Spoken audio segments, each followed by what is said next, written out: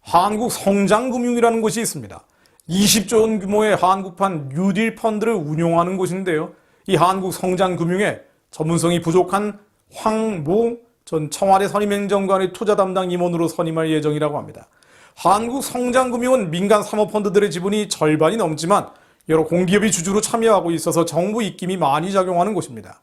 이 회사 이사회는 황 전 행정관을 이미 투자운용 2본부장으로 내정해놓고 16일 주주총회에서 선임 안건을 올리겠다고 합니다. 황 전 행정관 인사가 논란인 이유는 투자 분야 경력이 전무하다는 점 때문입니다. 없습니다.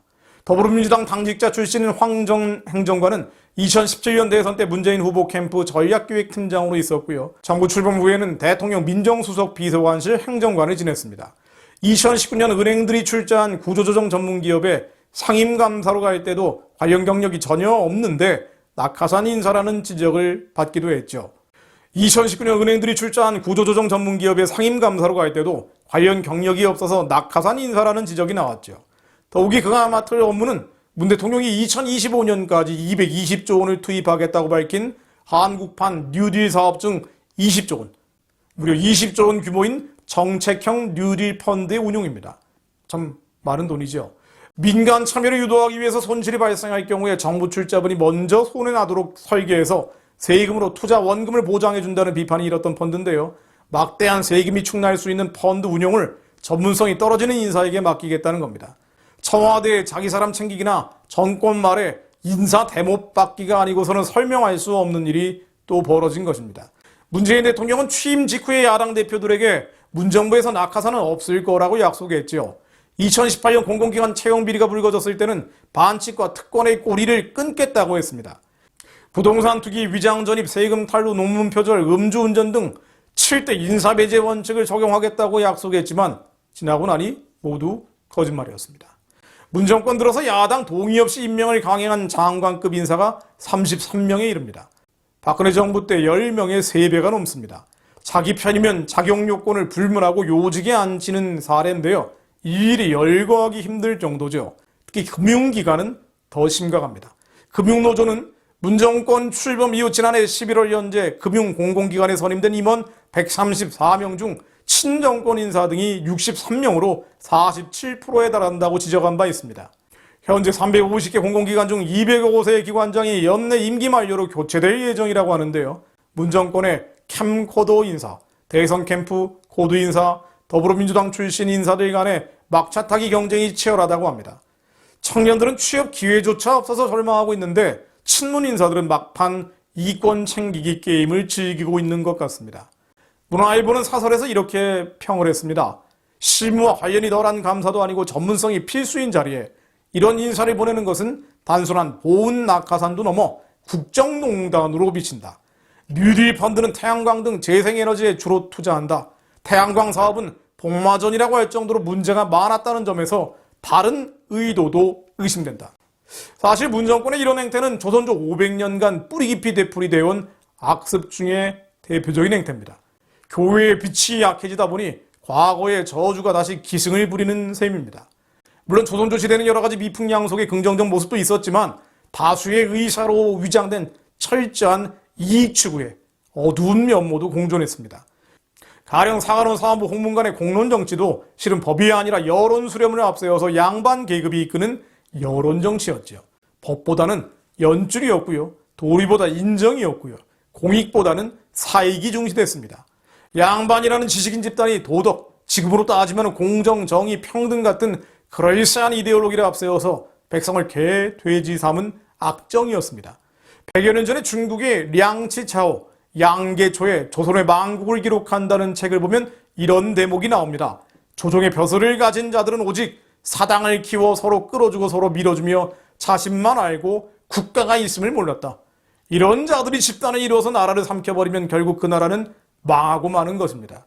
1910년 한일 합방 당시를 양계초는 이렇게 기록하고 있습니다. 당시 합방 조약은 8월 22일에서 29일로 연기됐는데요. 마침 그 전날인 8월 28일이 순종이 대한제국 황제로 즉위 위한 4주년을 기념하는 날이었습니다. 그런데 합방 전날인 28일의 모습이 이랬다고 양계초는 기록하고 있습니다. 이날 대연회의 신하들이 몰려들어 평상시와 같이 즐겼으며 이번 통감 역시 외국의 사신의 예에 따라 그 사이에서 순종 4주년을 축하하고 기뻐했다. 세계 각국에 무릇 혈기 있는 자들은 한국 군신들의 알량한 모습에 놀라지 않을 수가 없었다. 양계초는 나는 조선의 멸망을 보며 춥지도 않은데 전율을 느낀다고 말합니다.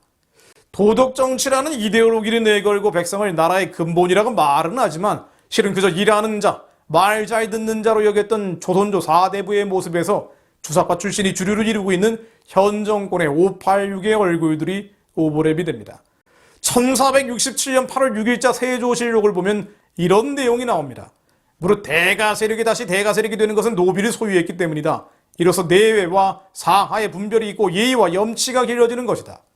백성들 절반 이상을 노예로 삼고 있는 지배계급이 그 노예를 계속 소유해야 하고 그 소유하는 명분으로 분별, 예의, 염치, 이 관념적인 이데올로기를 들먹인다는 겁니다.